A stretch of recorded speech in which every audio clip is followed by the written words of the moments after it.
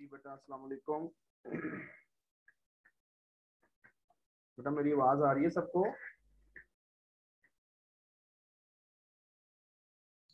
जी sir आ रही है। चले माशाल्लाह जी, वेरी गुड। अगर आवाज आ रही है मेरी आपको तो बेटा कोई क्वेश्चन है तो पूछे, शाबाश। हम लोगों ने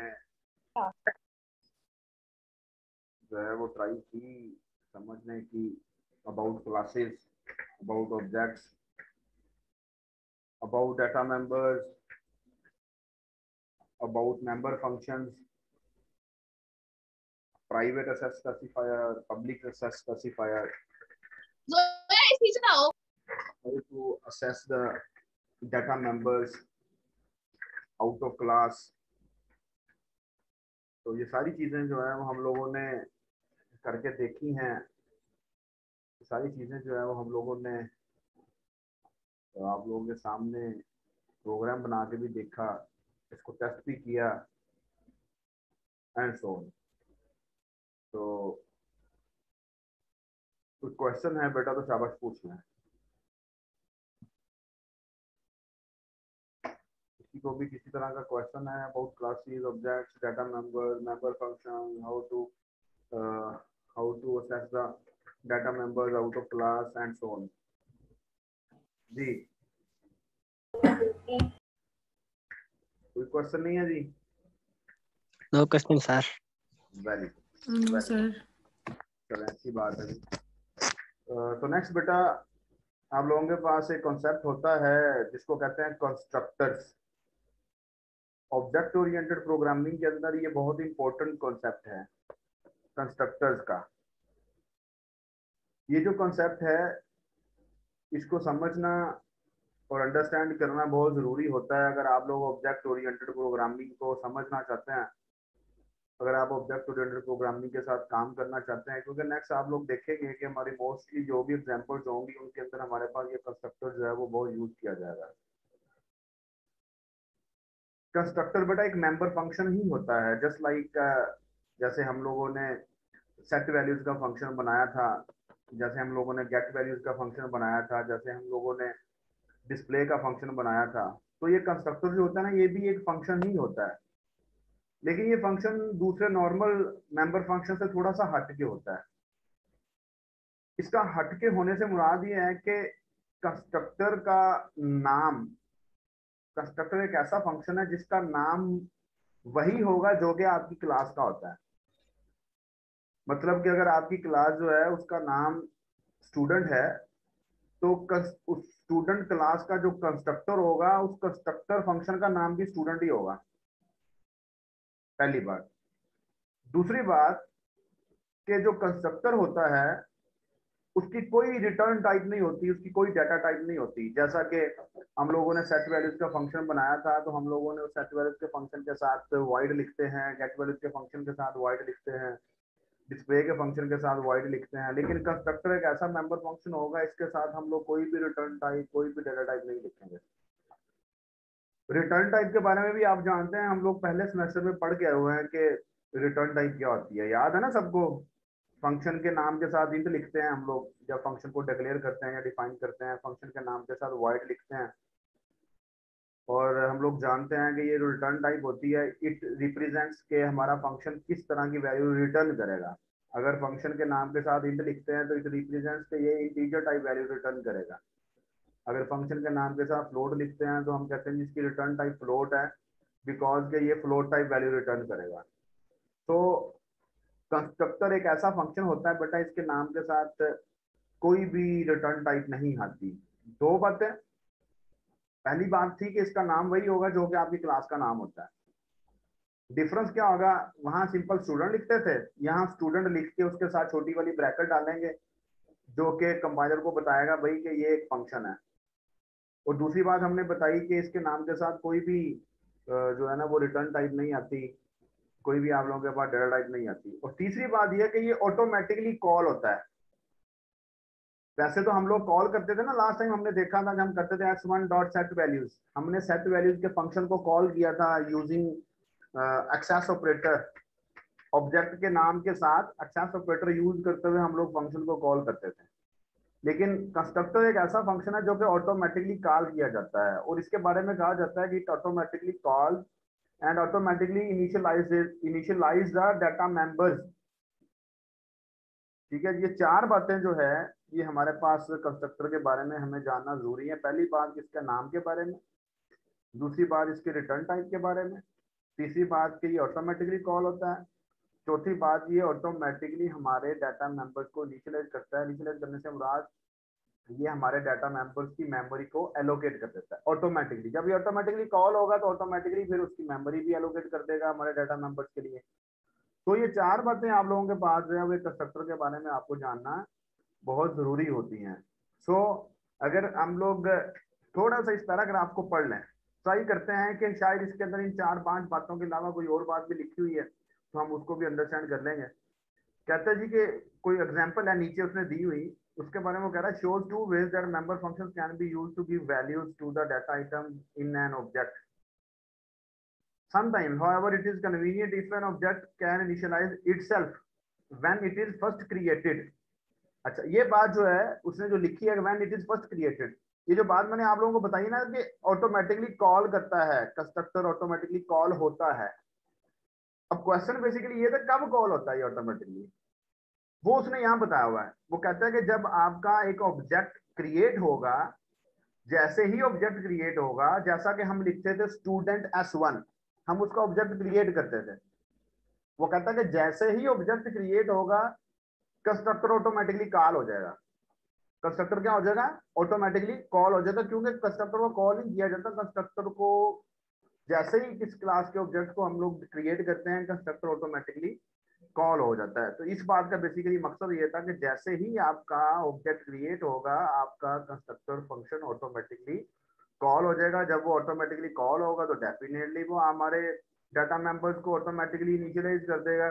जब डाटा मेंबर ऑटोमेटिकली इनिशियलाइज होते हैं तो वो इनिशियलाइजेशन मेमोरी एलोकेशन के बगैर तो नहीं होती, इसलिए कहा जाता है कि कंस्ट्रक्टर जो है हमारे मेमोरी एलोकेट कर देता है हमारे डाटा मेंबर्स को, ऑटोमेटिकली मेमोरी भी एलोकेट कर देता है, इनिशियलाइज भी कर देता है एंड सो ऑन। चलें, without requiring a separate call to a member function, के वो हमें कॉल नहीं करना पड़ता, वो ऑटोमेटिकली कॉल हो जाता है। Automatic initialisation is carried out using a special member function called a constructor. ये बात मैंने अभी आपको बताई है कि हमारे जो डाटा मेंबर्स हैं ऑटोमेटिकली उनको इनिशियलाइज कर दिया जाता है। और फिर कहता है constructor is a member function that is executed automatically whenever an object is created. उसने बता दिया है जी, ये देखें। और मेरे ख्याल से ऐसी इसने कोई बात नहीं लिखी जो हमने डिस्कस नहीं की। तो ये एक एग्जांपल उसने दी है, इस एग्जांपल को हम लोग यहाँ समझते हैं और फिर समझने के बाद हम इसको करके भी देखते हैं कि कैसे किया जाता है। जरा आपने कंसंट्रेशन के साथ देखना, मैं इसका जूम थोड़ा सा ज्यादा कर देता हूँ। ठीक है जी, जूम काफी है? कोई है यहाँ पर या सब लोग जो है वो सो गए हैं? जी जी सर। सर ठीक है। चले, मेहरबानी आपकी, साथ साथ बताते जाया करें बेटा। अच्छा जी, ये देखें, पहले तो हम लोग उसकी बेसिक बेसिक बातें देखते हैं ना। कंस्ट्रक्टर क्लास का नाम क्या है बेटा? जी महानूर रमजान। काउंटर। महानूर रमजान का नाम मैंने इसलिए लिया था, सबसे टॉप पे मुझे महानूर रमजान नजर आ रही है पार्टिसिपेंट्स में। Very good. क्लास का नाम है काउंटर। ये क्या है? ये एक फंक्शन है। ये छोटी वाली ब्रैकेट हमें बता रही है ना कि ये एक फंक्शन है, कि नहीं बता रही? छोटी ब्रैकेट जो हमारे पास किसी भी वर्ड के साथ लिखी जाती है उनमें अमन, तो हमें पता चल जाता है कि ये एक फंक्शन है। तो ये एक ऐसा फंक्शन है जिसके साथ कोई वॉइड इंट नहीं लिखा हुआ, क्या लिखा हुआ है? क्यों नहीं लिखा हुआ? क्योंकि it is a constructor. Constructor के अलावा किसी भी फंक्शन का नाम वो नहीं हो सकता जो कि आपकी क्लास का नाम है। अब यहाँ देख लें कि क्लास का नाम भी काउंटर है और आपके इस फंक्शन का नाम भी काउंटर है। तो हम लोग यही पढ़ गए हैं कि कंस्ट्रक्टर एक ऐसा फंक्शन होता है जो कि आप लोगों के पास जिसका नाम वही होगा जो कि आपकी क्लास का होगा। इससे आपने कंफ्यूज नहीं होना कि ये क्या लिखा हुआ है, इसको आप छोड़ें। मैं जो हमें पता है, जिस चीज के बारे में हम जानते हैं, हम उसको लिख देते हैं। ये बेसिकली उसने है ना इसको डिफाइन किया हुआ, दिस इज अनदर वे। ये कर्ली ब्रेसेस स्टार्ट करके ना हम इसको कह देते हैं सी आउट काउंट। इसको भी चेक कर लेंगे जो उसने लिखा हुआ है, काउंट इक्वल्स टू 0। इसका मतलब बेसिकली ये है बेटा, जो उसने ये लिखा हुआ ना, ये इतना पोर्शन जो है, इससे आप कंफ्यूज ना हो। ये उसने काउंटर का फंक्शन स्टार्ट किया, कर्ली ब्रेसेस स्टार्ट करके उसके अंदर उसने लिख दिया काउंट इक्वल टू 0, इनिशियलाइज किया ना आप लोगों के पास। तो वो बात जो हम लोग अभी पढ़ के आए हैं कि कंस्ट्रक्टर एक ऐसा मेंबर फंक्शन है जिसका नाम वही होगा जो कि क्लास का होगा। वेरीफाई हो गया कि नहीं हो गया?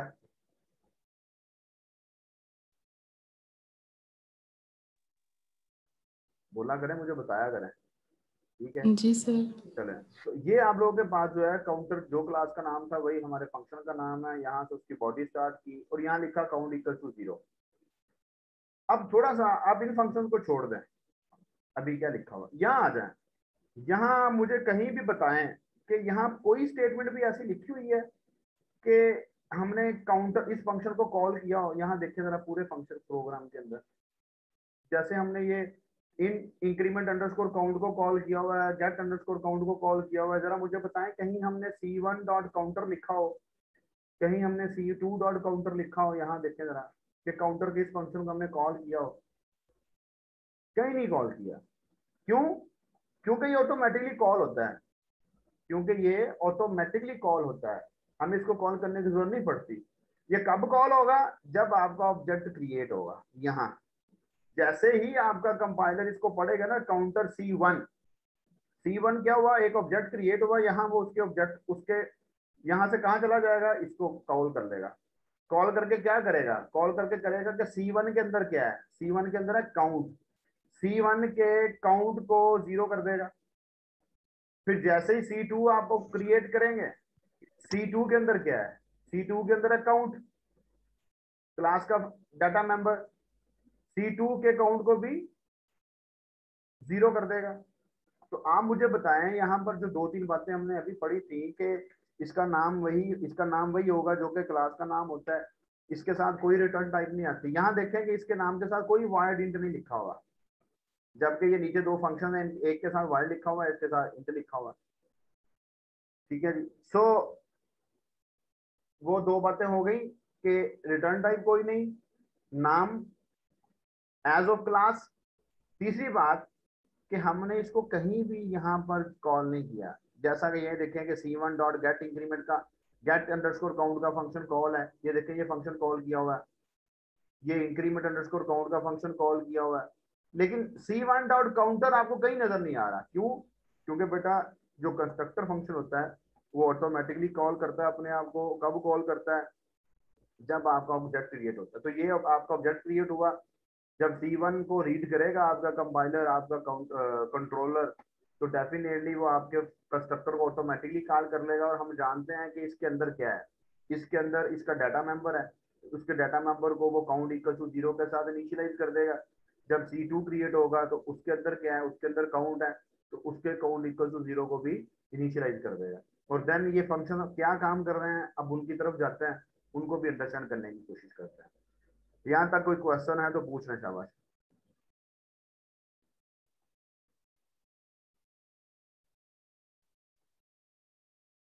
जहां तक कोई क्वेश्चन है बेटा तो शाबाश पूछना है।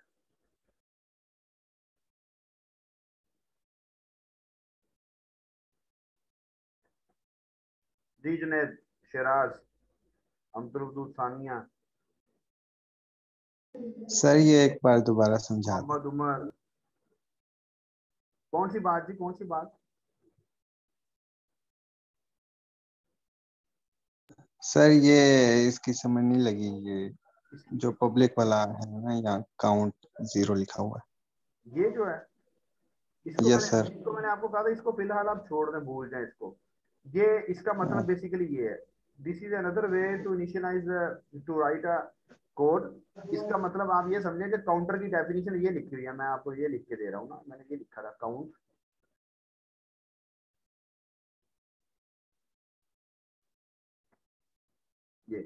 ये काउंटर का फंक्शन, ये उसकी बॉडी, ठीक है जी। Yes sir. और ये आप लोगों के पास जो है वाइड इंक्रीमेंट, ये बाकी बातें जो है ना वो हम समझ लेंगे, जब हम लोग इसके बारे में देखेंगे हमें पता चल जाएगा। ये एक नया फंक्शन है इंक्रीमेंट अंडरस्कोर काउंट का, उसके अंदर हमने काउंट को प्लस प्लस किया। कौन से काउंट को, ये अभी हम लोग चेक करेंगे।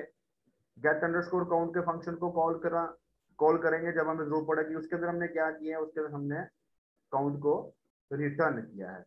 अब इस प्रोग्राम को अंडरस्टैंड करते हैं, ये प्रोग्राम कर क्या रहा है, जरा कंसंट्रेशन के साथ सुनिएगा। आपने साथ साथ मुझे बताना है, गलत बताएं या सही बताएं, आपने मुझे साथ साथ बताना है सब लोगों ने, ठीक है। उम्मे अमन ने और शिराज ने नहीं बताना। उम्मे अमन और शिराज तब बताएंगे जब मैं इनका नाम लूंगा, अदरवाइज बाकी स्टूडेंट जो हैं वो बेटा गलत या ठीक कुछ ना कुछ जरूर बताइएगा, ठीक है, ताकि मुझे आइडिया हो गया आप क्या कर रहे हैं। अच्छा जी, यहाँ आ जाते हैं, यहाँ आ जाते हैं बेटा। यहीं से प्रोग्राम स्टार्ट होता है, आपको पता है मेन से प्रोग्राम स्टार्ट होता है। C1 एक ऑब्जेक्ट क्रिएट हुआ काउंटर की क्लास का। काउंटर की क्लास का जब C1 क्रिएट हुआ तो जैसे ही C1 क्रिएट हुआ उसने अपने कंस्ट्रक्टर को कॉल किया, ऑटोमेटिकली कंस्ट्रक्टर कॉल होता है। तो C1 का, अब हमें पता है कि हम लोग लास्ट टाइम करके आए हुए हैं कि फंक्शन जिस ऑब्जेक्ट के लिए कॉल होता है उसी ऑब्जेक्ट के लिए काम करता है। तो यहाँ पर इसके अंदर काउंटर की डेफिनेशन के अंदर क्या लिखा हुआ है, काउंटर की डेफिनेशन के अंदर लिखा हुआ है काउंट इक्वल टू 0। तो C1 का काउंट जो है वो इनिशियलाइज हो जाएगा 0 के साथ। फिर जैसे ही C2 क्रिएट होगा तो C2 के साथ ये काउंटर का कंस्ट्रक्टर कॉल होगा, और काउंटर का कंस्ट्रक्टर जब कॉल होगा तो C2 का काउंट जो है वो भी इनिशियलाइज हो जाएगा किसके साथ, 0 के साथ। अब C1 के काउंट में भी 0 है, C2 के काउंट में भी 0 है। यहां जब हम लोग C1 dot gate underscore count के फंक्शन को कॉल करेंगे तो मुझे बताएं यहाँ क्या आउटपुट आएगी। C1 dot gate underscore count के फंक्शन को हमने कॉल किया तो ये फंक्शन कॉल होगा, ये वाला C1 के लिए कॉल होगा ना। तो मुझे बताएं आउटपुट क्या आएगी।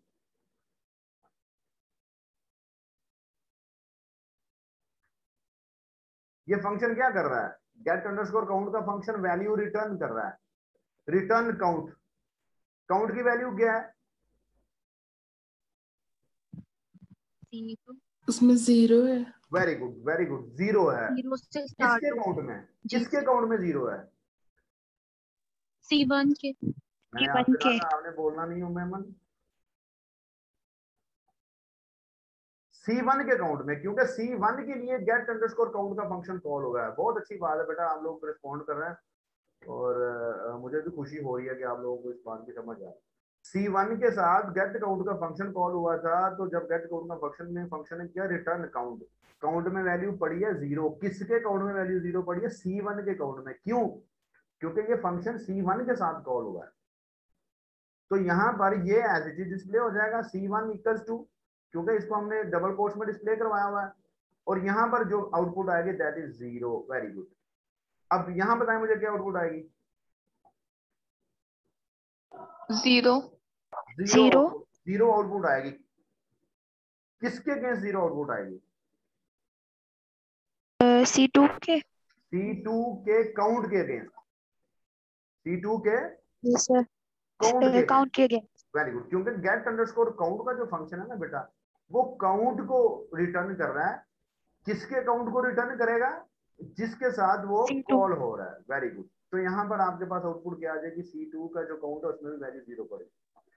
अब आप मुझे बताएं, यहाँ हमने इंक्रीमेंट अंडरस्कोर काउंट का फंक्शन कॉल किया, C1 के साथ इंक्रीमेंट अंडरस्कोर काउंट का फंक्शन कॉल हुआ, फिर C2 के साथ इंक्रीमेंट अंडरस्कोर काउंट का फंक्शन कॉल हुआ, फिर C2 के साथ इंक्रीमेंट अंडरस्कोर काउंट का फंक्शन कॉल हुआ। अब आप मुझे यहाँ बताएंगे कि C1 डॉट काउंट की वैल्यू क्या है और C2 डॉट गेट काउंट की वैल्यू क्या है। बताएं मुझे यहाँ क्या आउटपुट आएगी इसके लिए। 1। जी, बाकी लोग भी बताएंगे। मैंने 1 लिख दिया है।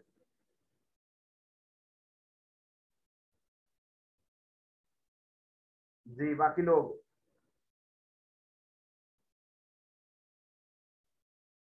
1। और यहाँ बताएं क्या वैल्यू आएगी,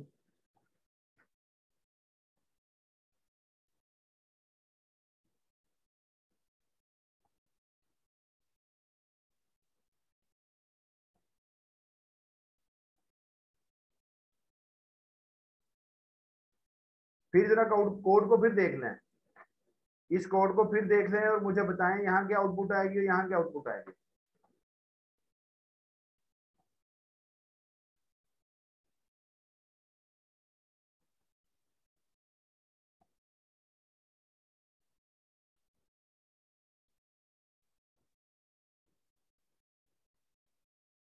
अब जरा आपने कंसंट्रेशन के साथ देखना है। कुछ बच्चे, 2-3 बच्चे हैं जिन्होंने, उमेमन आप बताएं क्या रिजल्ट आएगा यहाँ पर।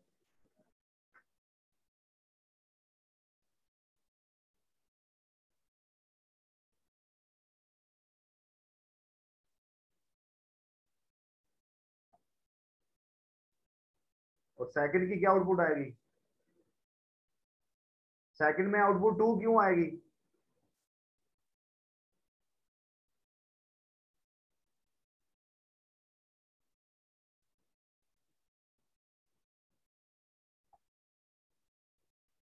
माइक माइक अनम्यूट करके बताओ कि फर्स्ट में आउटपुट 1 क्यों आएगी और सेकंड में आउटपुट 2 क्यों आएगी।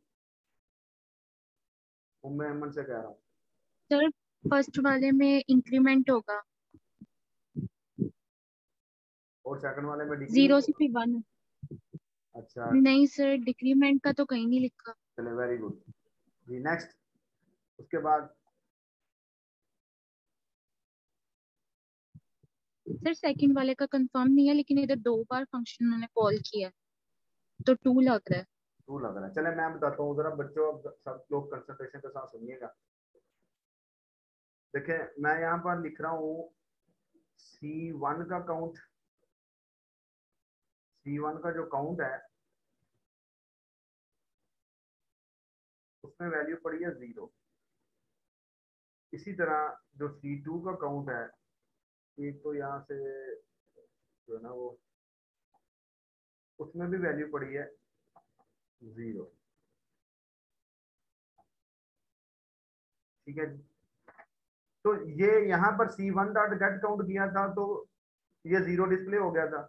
यहाँ पर C2 डॉट गेट्स काउंट किया था तो ये 0 डिस्प्ले हो गया था, क्योंकि रिटर्न क्या हो रहा है, काउंट रिटर्न हो रहा है। किसका काउंट रिटर्न होना है? जिसके साथ ये फंक्शन कॉल हो रहा था। यहाँ C1 के साथ कॉल हुआ था तो C1 का काउंट रिटर्न हो गया। यहाँ C2 के साथ कॉल हुआ था तो C2 का काउंट रिटर्न हो गया। अब यहाँ जाए C1 dot increment underscore count. C1 के लिए इंक्रीमेंट अंडरस्कोर काउंट का फंक्शन कॉल हुआ, यहाँ आ गया आपका कंपाइलर, उसने किया काउंट प्लस प्लस। किसका काउंट प्लस प्लस किया उसने? 0 का। काउंट वेरिएबल है, काउंट किसके काउंट को प्लस प्लस किया उसने? C1 के काउंट को, क्योंकि C1 के साथ ये फंक्शन कॉल हुआ है ना। C1 के साथ ये फंक्शन कॉल हुआ, उसने C1 के काउंट को इंक्रीमेंट किया तो C1 के काउंट की वैल्यू होगी 1। ठीक है जी, यहां तक क्लियर है सबको?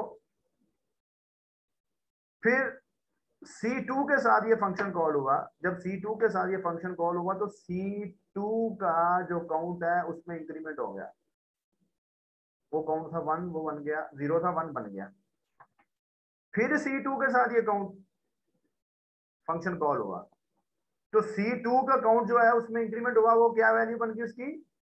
2। अब मेमोरी में क्या पड़ा है? अब मेमोरी में C1 के काउंट में वैल्यू पड़ी है 1 और C2 के काउंट में वैल्यू पड़ी है 2। तो जब हम यहाँ डिस्प्ले करवाएंगे तो वहां पर वैल्यू रिजल्ट होगा 1 और यहाँ पर डिस्प्ले होगा रिजल्ट 2। जी, किसी को कोई कंफ्यूजन?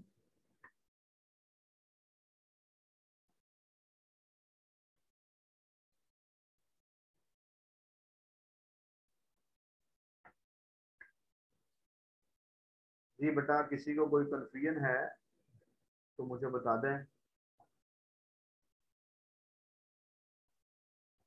चले, कोई कंफ्यूजन नहीं है। अभी हम लोग यहाँ से इसको क्लियर करते हैं। सर हाँ जी बोले हैं। ये जितनी बार भी फंक्शन कॉल करेंगे उतनी बार इंक्रीमेंट होता रहेगा? मतलब डेफिनेटली फंक्शन के अंदर जो हुआ है फंक्शन यस को सर। काम करना है ना, फंक्शन की बॉडी के अंदर जो भी जी है। सर। तो जब जब फंक्शन कॉल करते जाएंगे तब तक वो फंक्शन अपना काम, जब फंक्शन में आप एंटर हो गए तो फंक्शन के काम करना है। तो फंक्शन क्या काम कर रहा है? फंक्शन इंक्रीमेंट कर रहा है। किसमें इंक्रीमेंट कर रहा है? काउंट में इंक्रीमेंट कर रहा है। किसके काउंट में इंक्रीमेंट करेगा? जिसके साथ ये फंक्शन कॉल होगा। जिसके साथ ये फंक्शन कॉल होगा। ठीक है जी।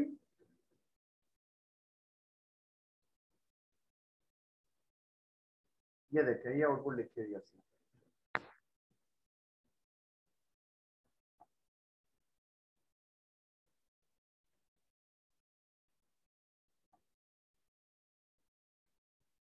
ठीक है बेटा, क्लियर है सब कुछ। अब अगर आप कहते हैं तो हम लोग इसको करके देख लेते हैं, और मैं कोशिश करूंगा कि आपको F7 के साथ इसको थोड़ा सा जो है हम लोग इसको कर लें।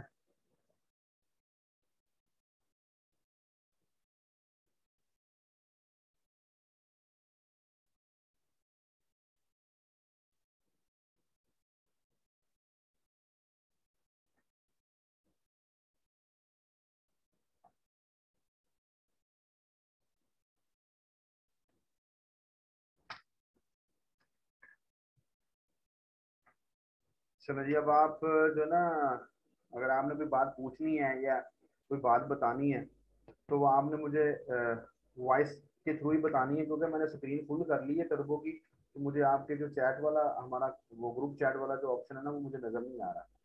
इसलिए आप जो भी आपने क्वेश्चन पूछना है तो वो आपने वॉइस के थ्रू ही पूछ लेना, वॉइस मैसेज के थ्रू। इस क्वेश्चन को जल्दी से हम लोग करते हैं क्योंकि टाइम भी खत्म होने वाला है। हमारी नेक्स्ट क्लास तो है, लेकिन उस नेक्स्ट क्लास के लिए मैंने आप लोगों को काम देना ना, इसलिए ये थोड़ी सी जल्दी है।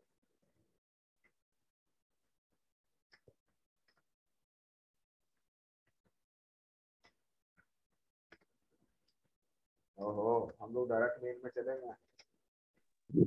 आप लोग भी नहीं बता क्लास रहे, पहले आप लोग भी नहीं बता रहे, आप लोग सो रहे हैं शायद।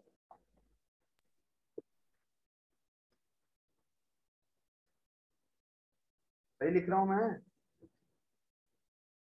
कि नहीं लिख रहा सही?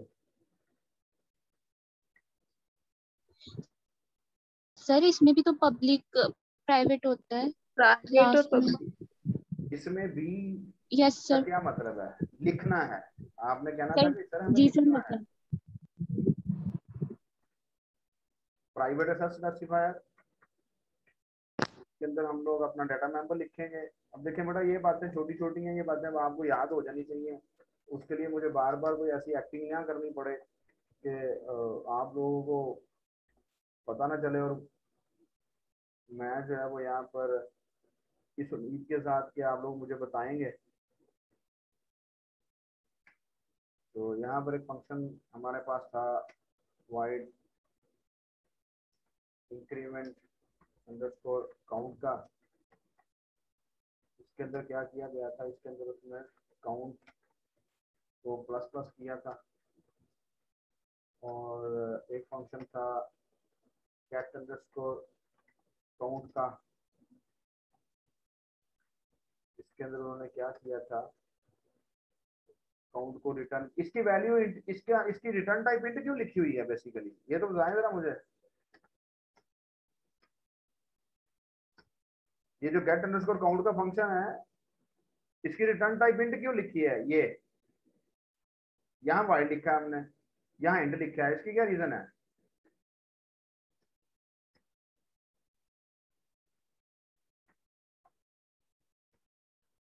बोल के बताएं, बोल के। मैं तो मैंने आपको कहा मुझे आपके मैसेज वगैरह नजर नहीं आ रहे थे, मैं स्क्रीन को छोटा कर लेता हूँ।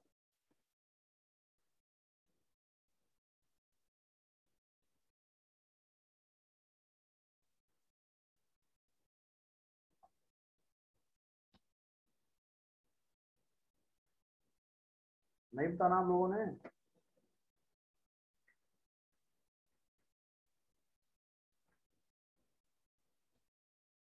तो कोई है भी जिंदा क्लास के साथ? मुझे लग रहा है कोई भी नहीं है, सब लोग जो है वो क्लास छोड़ गए हैं। मेमन,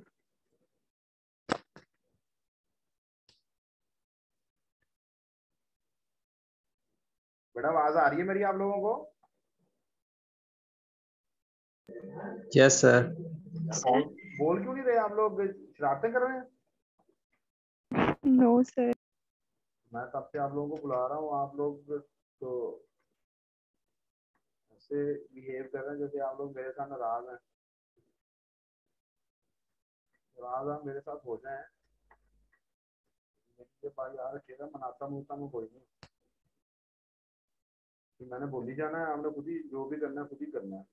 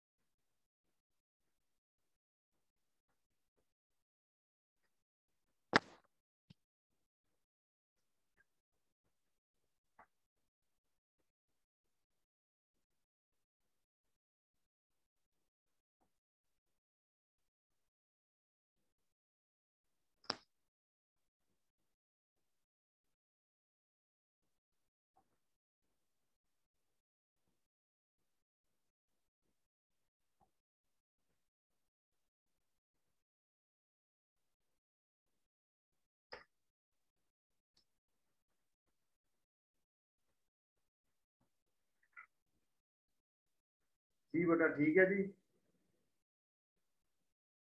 तो आउटपुट हमने वहां पर फाइंड आउट की थी, वही आउटपुट आ रही है। जी सर। अगर हम इसको F7 के साथ करें, चेक कर लेते हैं F7 के साथ, इसको चेक करते हैं। ये देखिएगा F7 के साथ आप लोगों के पास वो मेन से काम स्टार्ट हो रहा है। अब ये देखें ऑब्जेक्ट क्रिएट होगा C1 और C2, कहाँ चले गया आपका कंपाइलर? कंस्ट्रक्टर में आ गया ना आपका कंपाइलर, या नहीं आया कंस्ट्रक्टर? Yes sir. क्यों आया कंस्ट्रक्टर में? क्योंकि आपका कंस्ट्रक्टर ऑटोमेटिकली कॉल होता है। कब ऑटोमेटिकली कॉल होता है जुनैद कंस्ट्रक्टर?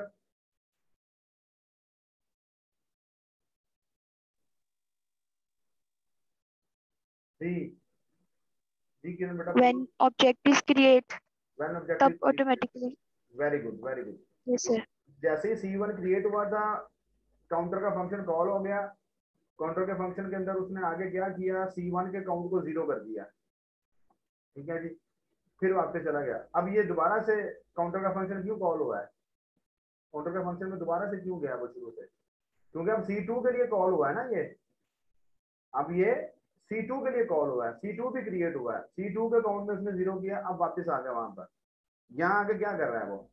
यहाँ आगे आप लोगों के पास सी आउट के थ्रू वैल्यू डिस्प्ले करवाएगा। अब हमने आउटपुट स्क्रीन सामने नहीं खोली हुई ना, इसलिए हमें नजर नहीं आ रहा। चले मैं ऐसा करता हूँ, आउटपुट स्क्रीन भी खोल देता हूँ आपके सामने।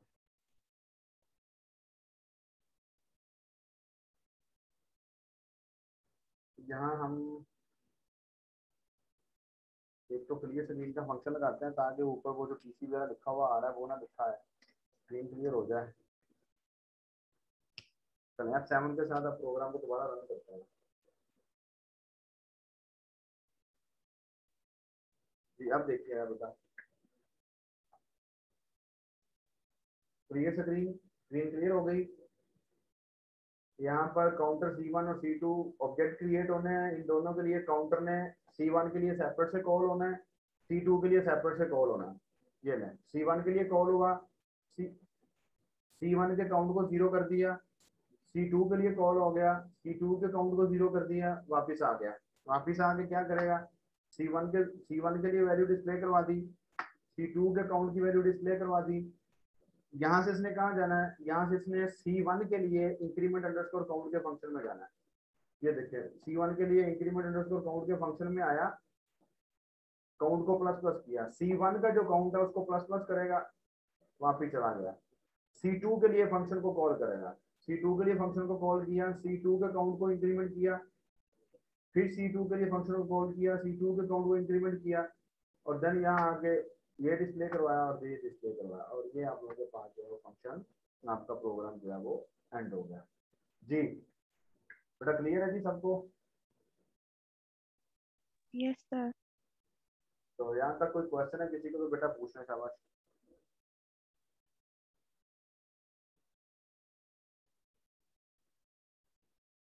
अब वापिस चलते हैं हम लोग बुक की तरफ, उसमें जाके देखते हैं कि वहाँ पर हमारे पास क्या चल रहा है। तो ये देखिए बेटा, हम लोग ये काम करके आए हैं और इस काम को और तरह से भी किया जा सकता है, लेकिन अब आपने क्या करना है, आपने ये ग्राफिक्स एग्जाम्पल जो है वो आप लोगों ने पहले भी की होगी, ठीक है, और यहाँ पर भी आप लोगों के सामने लिखी हुई है। इसके अंदर भी आप लोगों के पास ये क्लास देखें और ये आप लोगों का कंस्ट्रक्टर देखें, ये उसमें बिल्कुल सेम एज इट इज आप लोगों के पास क्लास के नाम का कंस्ट्रक्टर बनाया हुआ है, ठीक है। इस प्रोग्राम को लिखें नेक्स्ट क्लास में, इस प्रोग्राम को लिखना है, लिखने के बाद इसको रन करना है, रन करने के बाद इसको समझना है, समझने के बाद इसको जो आपने उधर लिखा हुआ है, जो आपका प्रोग्राम रन हो रहा है, उसको अंडरस्टैंड करते हुए आपने अपनी हैंड रिटन फॉर्म में एक पेज पर लिखना है और उस पेज का इमेज बना के आपने पीडीएफ इमेज बना के नेक्स्ट क्लास के टाइम में ही सेंड करनी है। नेक्स्ट क्लास का जो टाइम है उसके अंदर अंदर ही आपने मुझे इसका कोड जो है वो सेंड करना है। जी, कोई क्वेश्चन है यहाँ तक तो पूछें, शाबाश।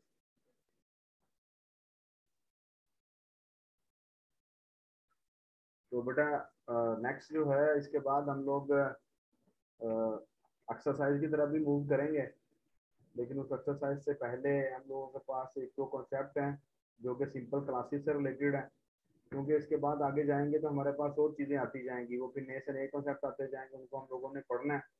अभी तो हमने सिंपल कंस्ट्रक्टर कॉल किया था ना, अब यहाँ पर जो नई चीज़ें आपके सामने आएगी ना वो ये है कि कंस्ट्रक्टर को भी आर्गुमेंट्स पास किए हुए हैं,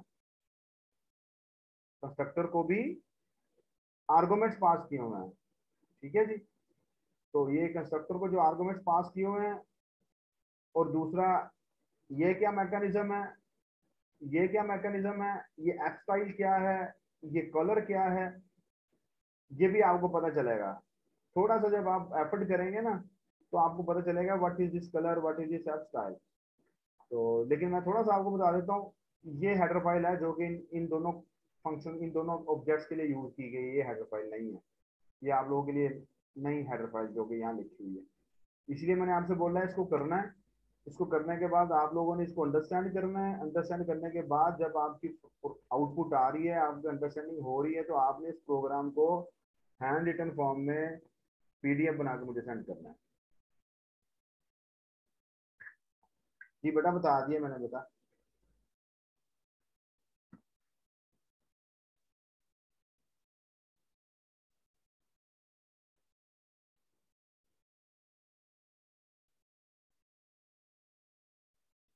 जी, कोई क्वेश्चन है बेटा तो पूछें, शाबाश। हमारा टाइम खत्म हो रहा है, लास्ट मिनट हमारा कंटिन्यू है। जारी सी बात है किरण बेटा, ये इन कामों के लिए ये जो दो नई चीजें आपको नजर आ रही है ना, ये एफ स्टाइल एफ एस और कलर एफ सी है, ये भी दो क्लासेस है ना, और ये दोनों क्लासेस इसके अंदर पड़ी हुई हैं। अब आप जब टर्बो पे करेंगे तो आप सबसे पहले तो ये चेक करना पड़ेगा आपको कि ये इसको सपोर्ट कर रही है या नहीं सपोर्ट कर रही है। अगर नहीं सपोर्ट करेगी तो आपका इम्तिहान है, वो इम्तिहान तो आपका लेना है कि आपको इस कलर की हेडर फाइल ढूंढनी है, आपको इस एफ स्टाइल की हेडर फाइल ओके सर। ढूंढनी है, ठीक है जी। वो आपको पता है, मैंने लास्ट टाइम आपके प्रोग्राम में जब हम लोग वो स्ट्रिंग कॉपी वाला काम कर रहे थे तो मैंने ढूंढी थी ना हेडर फाइल, कैसे ढूंढी थी, यस सर। वो तरीकाकार उस तरीके यस के सर। साथ आप जाके इनकी हेडर फाइल देख सकते हैं खुद से। तो यही ओके बेसिकली सर। प्रोग्राम तो बेटा सारा कुछ सामने लिखा हुआ है, ठीक है। जो नई